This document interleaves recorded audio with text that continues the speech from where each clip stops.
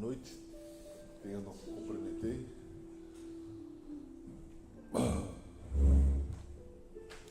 Sempre é uma honra estarmos reunidos para falar sobre o Espiritismo e aprofundarmos na razão desta ciência, filosofia, religião. O tempo é curto, mas as nossas intenções são positivas no sentido de alcançarmos uma nuance um pouco maior daquela que nós estamos, que nos tire da zona de conforto, do estacionamento, ou que nos acalente a dor.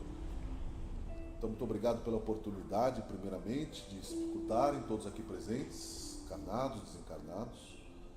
Isso certamente nos alivia a consciência, nos auxilia no trabalho de divulgação da doutrina, e para que nós possamos juntos ter um aproveitamento saudável desta hora de estudo, vamos fechar os nossos olhos um instante. Pedimos que Jesus acompanhe a nossa prece. Aos seus enviados aqui presentes, a nossa humilde solicitação de proteção. Ao nosso Deus Criador, nossa reverência, e que a vida nos seja saudável e forte, e que nossos sentimentos sejam nesta direção.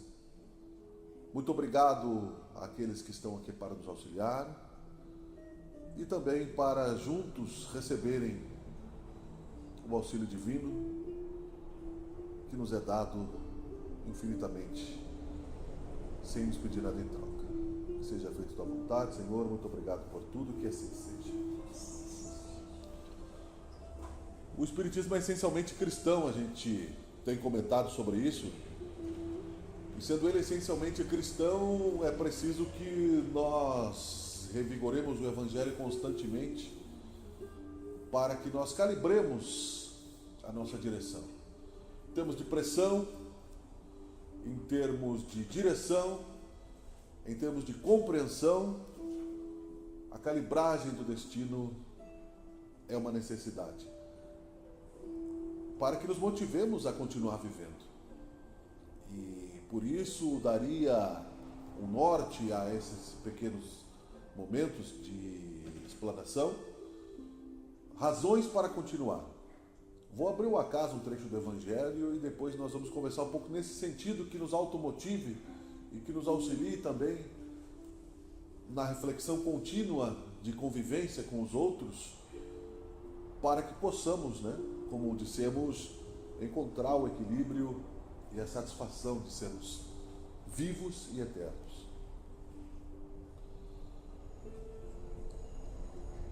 No final do Evangelho, na página 383, no capítulo Pedi e Obtereis, tem uma pequena instrução sobre a prece. Felicidade que a prece proporciona. Vinde vós que desejais crer.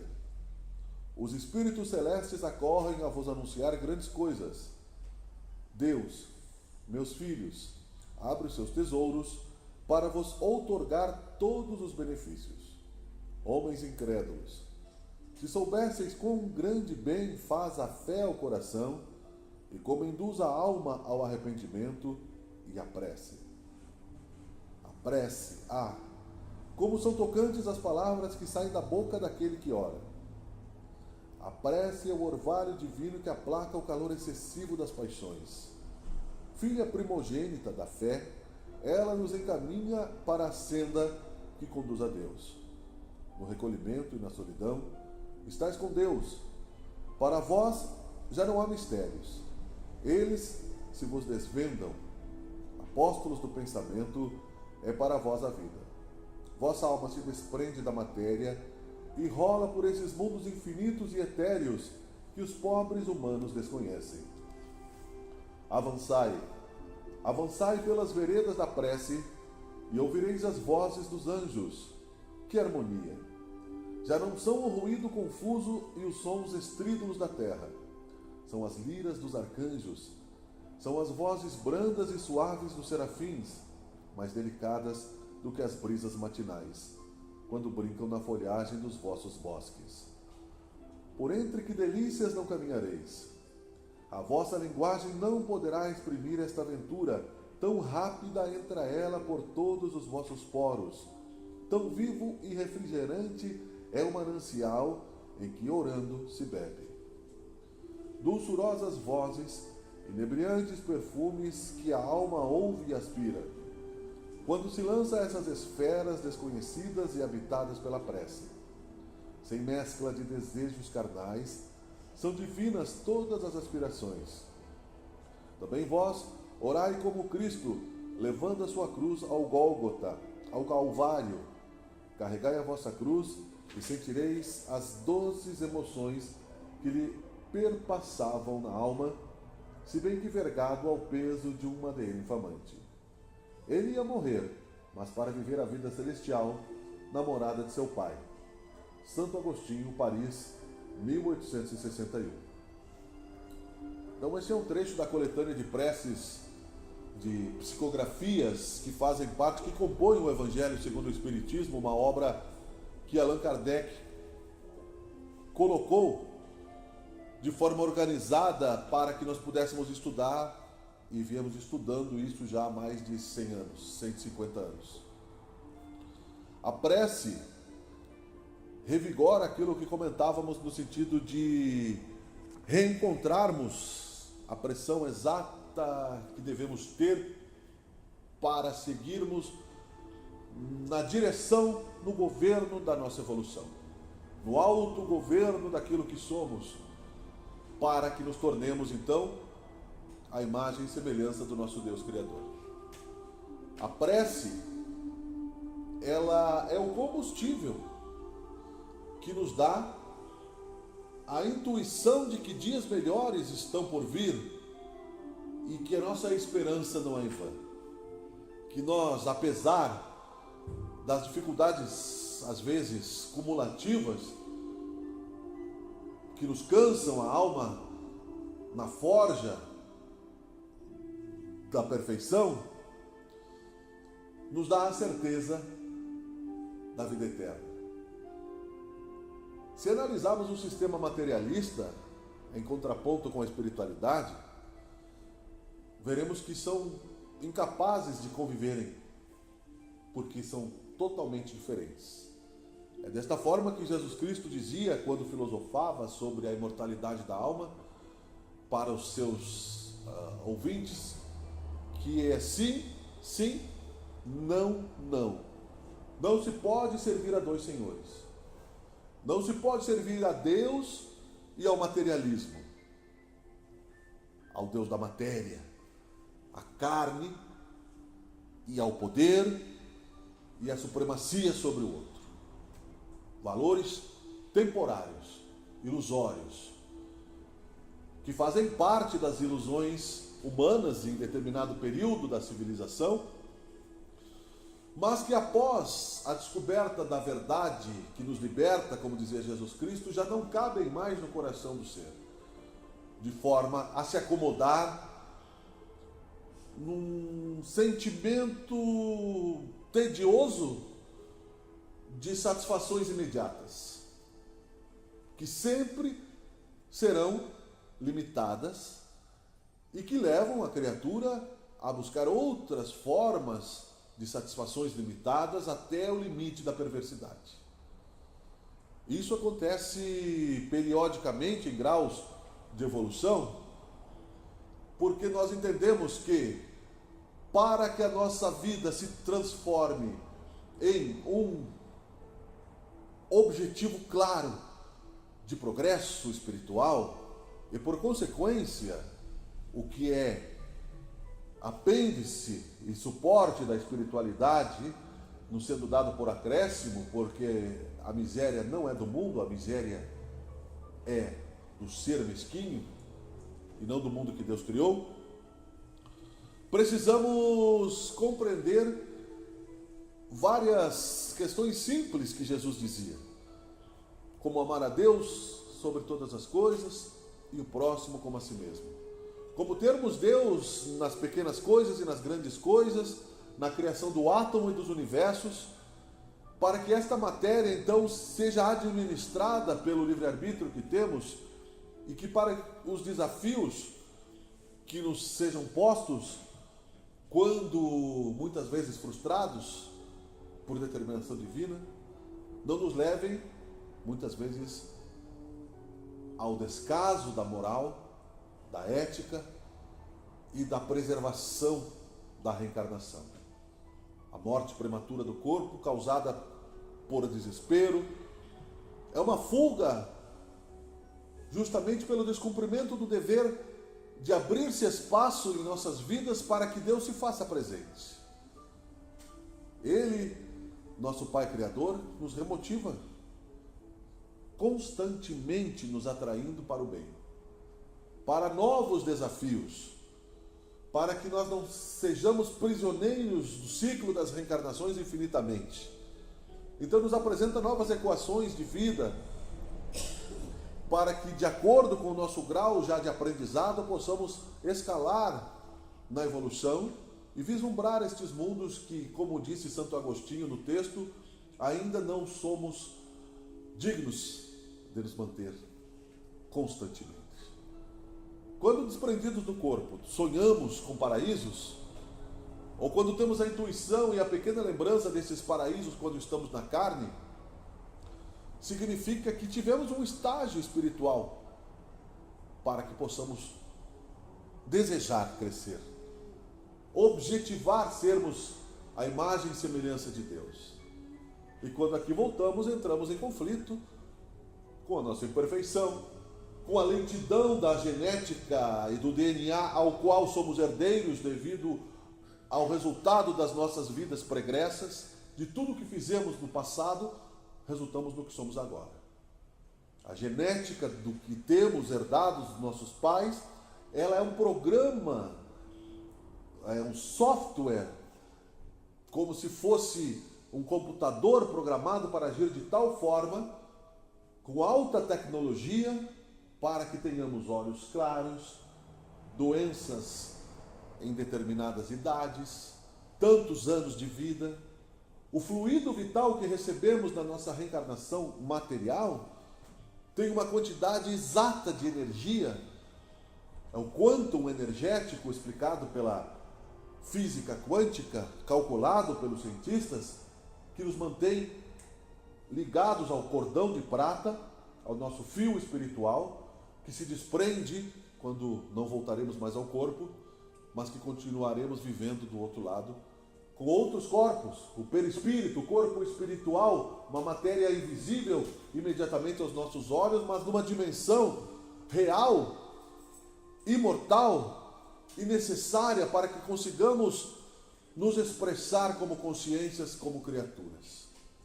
E continuarmos a viver com objetos, com formas, com instrumentos tecnológicos, com relações humanas, com relações sociais, com casas, com alimentação, para voltarmos depois como o mergulhador que veste a sua roupa de mergulho, desce aos lugares mais profundos, o escafandro chamado, continuamos numa próxima encarnação, limitados daí do paraíso em que estávamos, sufocados numa energia densa, com menos luz, com máscaras, por um determinado período, gastando aqueles tubos de oxigênio para depois voltar aonde estava o seu local de origem e continuar então o seu aprendizado.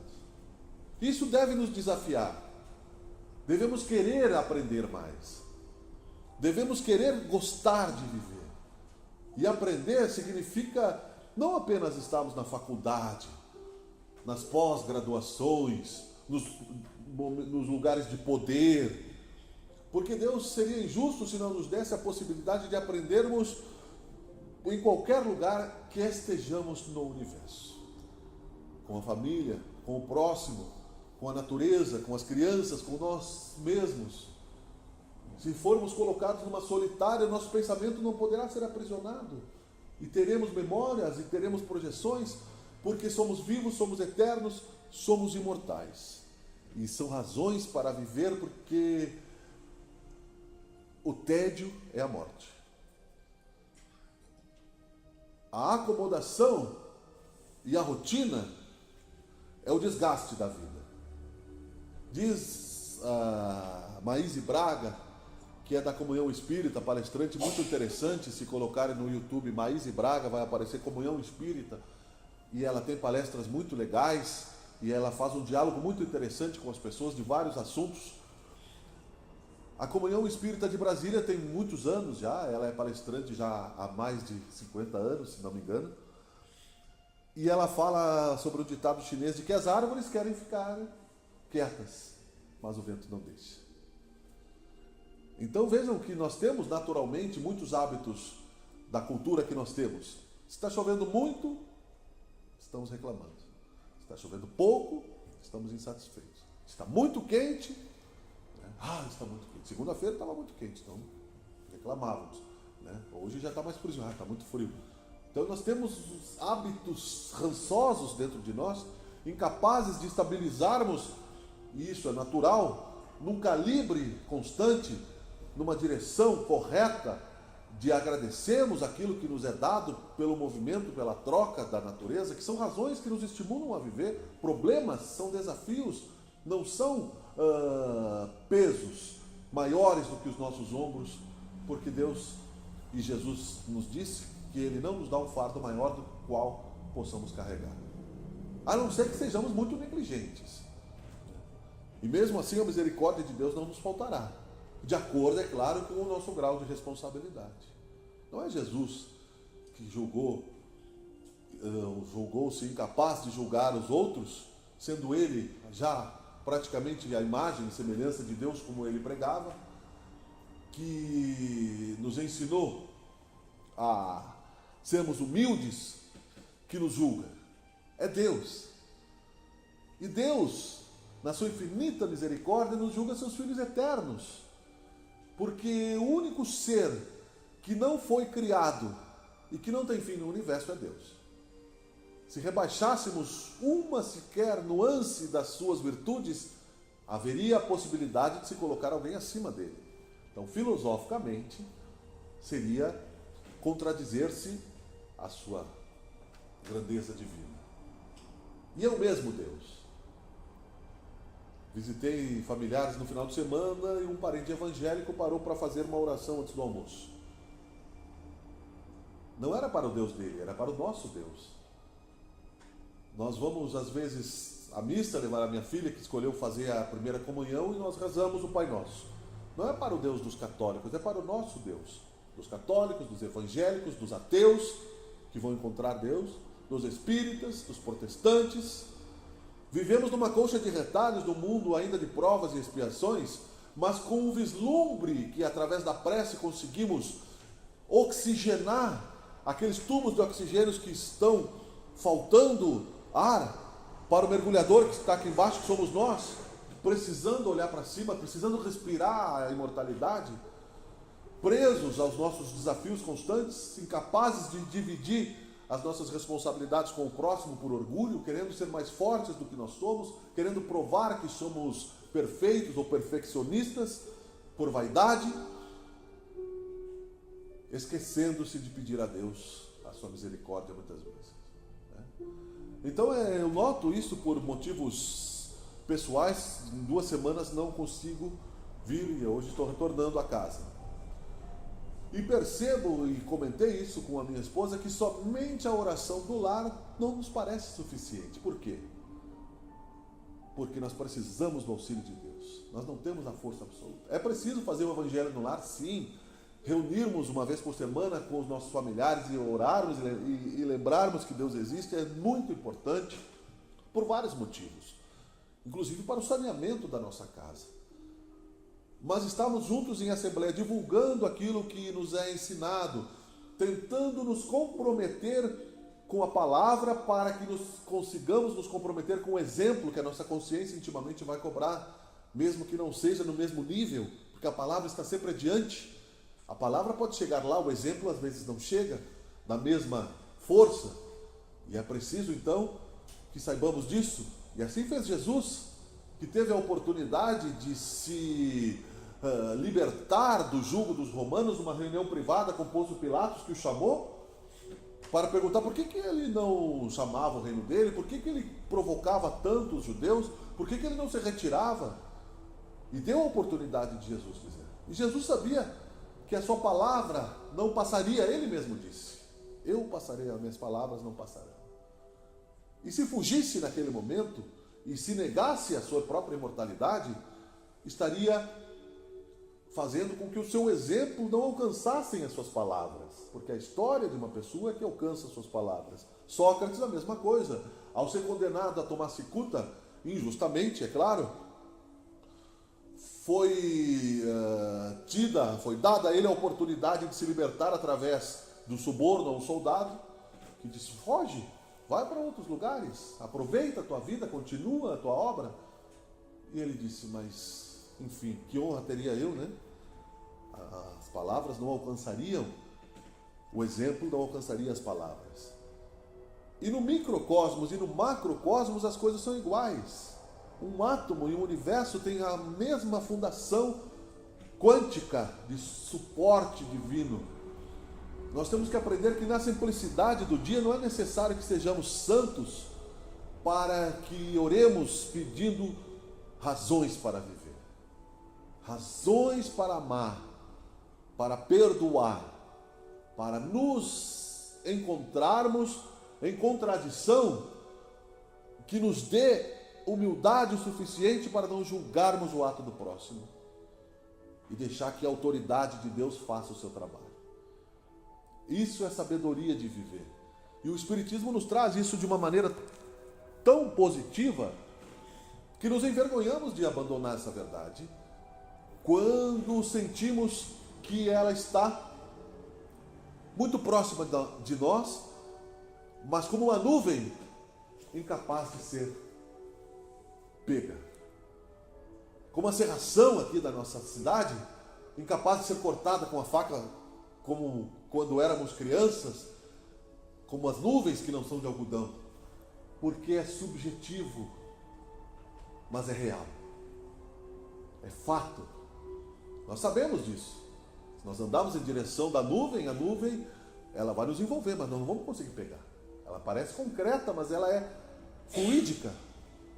A verdade é concreta, mas ela precisa ser sentida de uma maneira que nós possamos calibrar o nosso destino, o nosso GPS, o nosso mapa, o nosso Waze, na direção de renunciarmos à escolha do mal.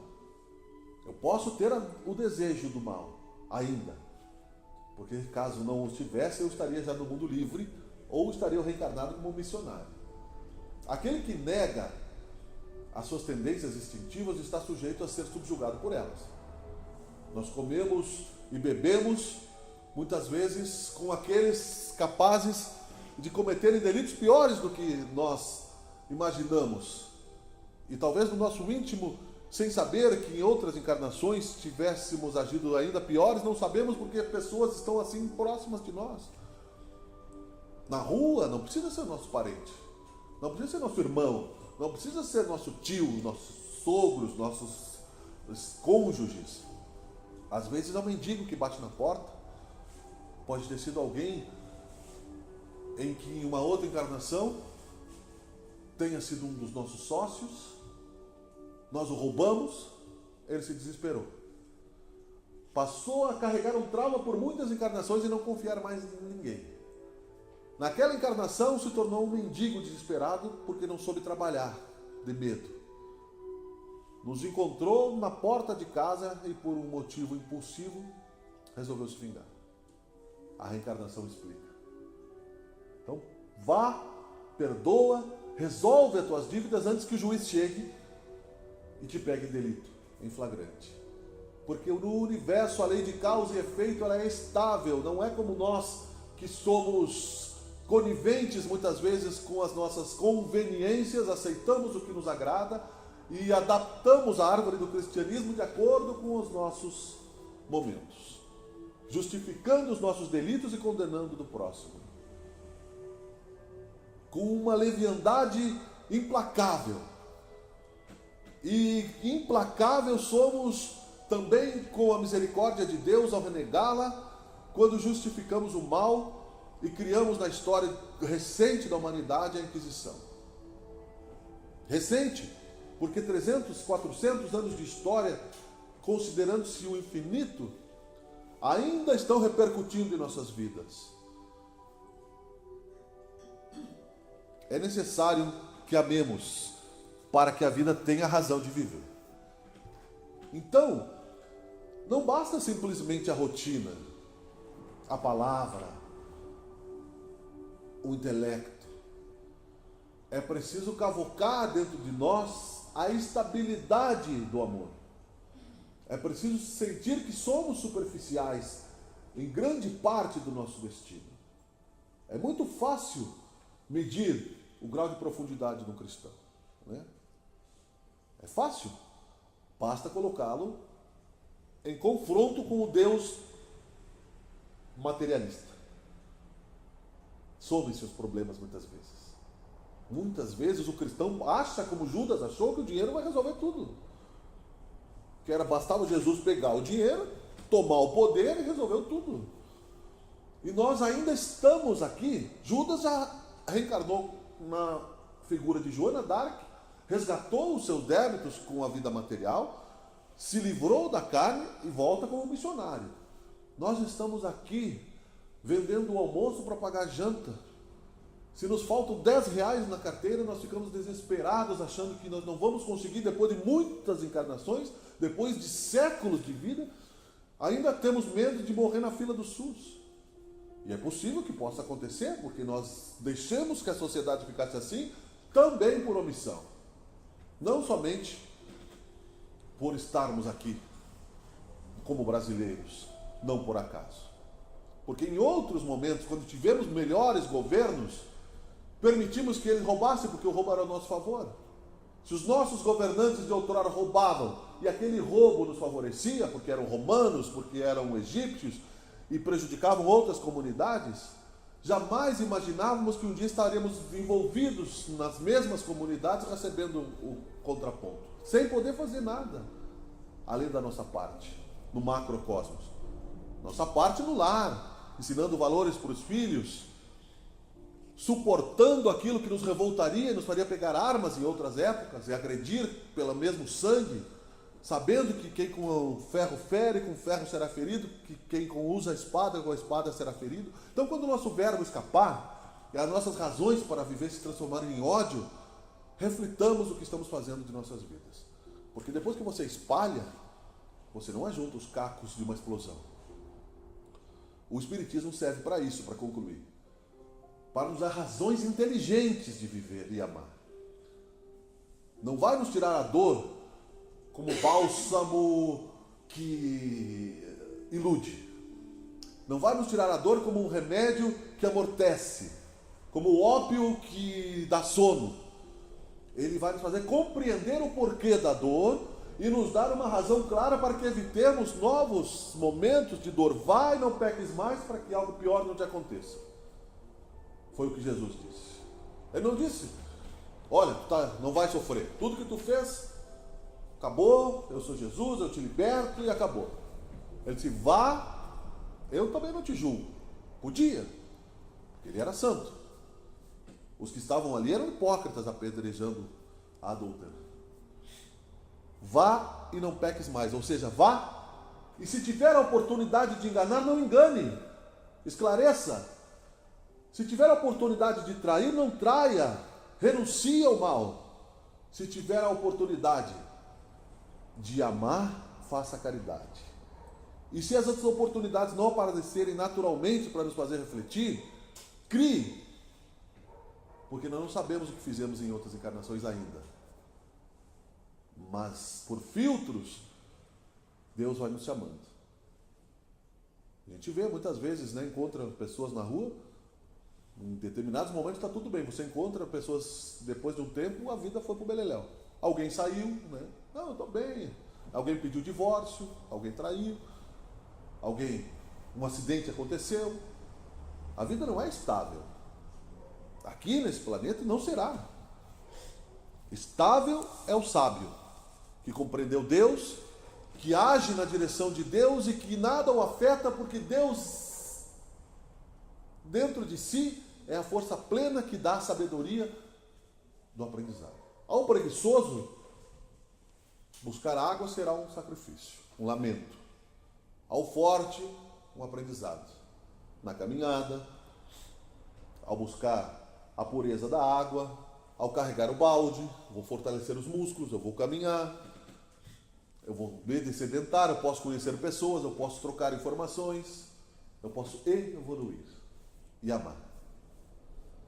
E gostar de viver. Essas são as razões para viver. Amar, conhecer pessoas novas, conhecer o mundo, prosperar, gerar emprego, gerar progresso, melhorar a sociedade. Sim, óbvio, isso é Deus.